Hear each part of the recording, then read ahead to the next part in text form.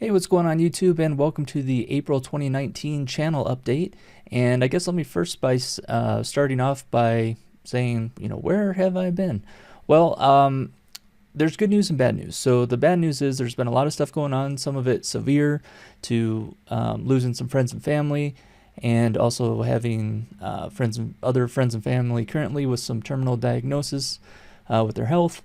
To even lighter stuff, as like I have 3 pair of glasses, broke 2 of them and lost 1. So currently I don't have any glasses, have some on order, but it's kind of been like one of those back-to-back things. But instead of like putting together, going through all the details and giving you cueing the violin music, I figured this is a quick summary of the bad stuff that's happened so far.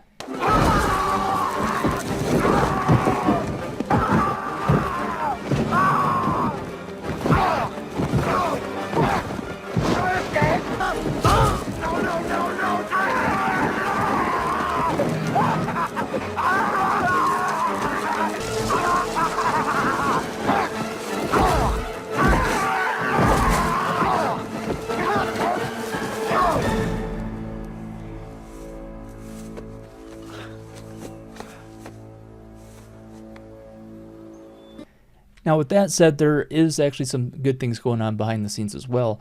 3 weeks ago, I put out this poll to ask the subscribers in particular what your primary purpose was for subscribing. The reason I did that is because over 90% of the views on my channel are from non-subscribers. So what I found is, based with everything that's going on, normally I like to allocate several hours at a time to be able to sit down, record, do whatever I need to do. But I'm going to have to prioritize based on smaller time slots and maybe throughout the week. So what I wanted to do is prioritize the content based on what people that actually subscribe watch, opposed to the non-subscribers. So far with the feedback, overwhelmingly, out of the 30 votes, 90% of you want the Cisco collaboration, and some of you are into the network-related training videos and gaming.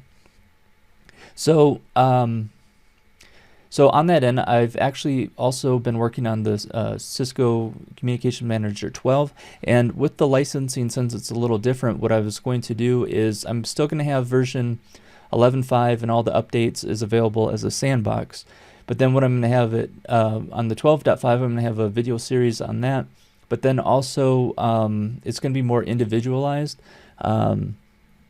I'm working on the details how to do that, because a lot of you want to have it start at different levels. And so one thing I have set up, I haven't been able to get work correctly through vSphere per se, but on the ESXi client itself on 6.5, I've found a way to be able to roll back certain snapshots through a command line. So what I'm going to do is have a web interface so you can choose how you want to stage it, and then you'll basically rent it out.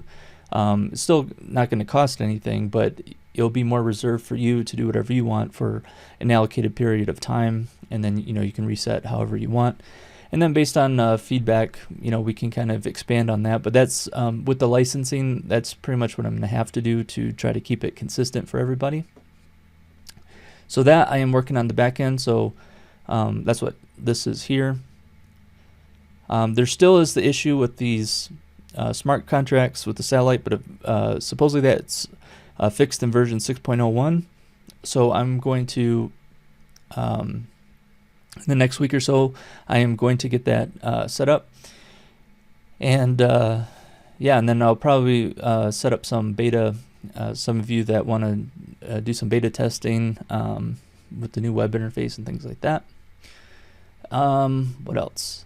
So, and in that process, I was thinking too, I can go through another ESXi going through the web interface, since they don't use the vSphere clients anymore.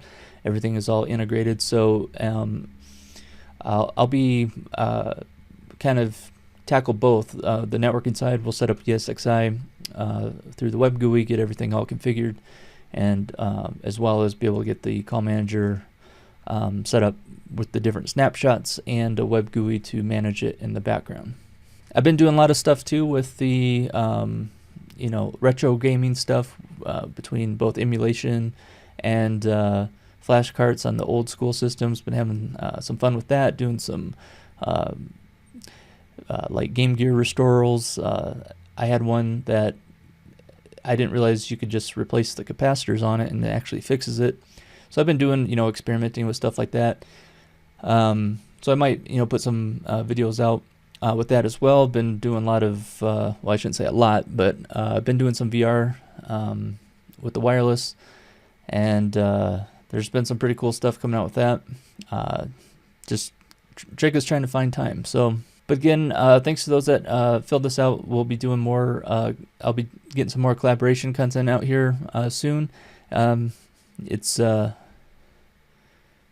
unfortunately just with the way things are, my time to be able to do this is very limited. But just like anything, it'll all work out, and we'll get back on track. So in the meantime, like I say, I'm on Slack. If you want to join that channel, we have a small community there, and let me think what else. So as always, I'll do my best to respond to any of your comments, questions on here or on Slack.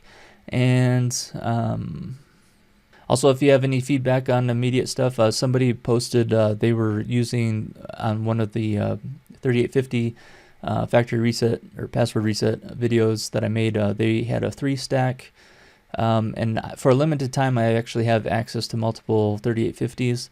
And so I'm going to be doing a video. I'm going to try to replicate the issue they were having. And so if I can, and any of the procedures are different, I'm going to post a video on that as well.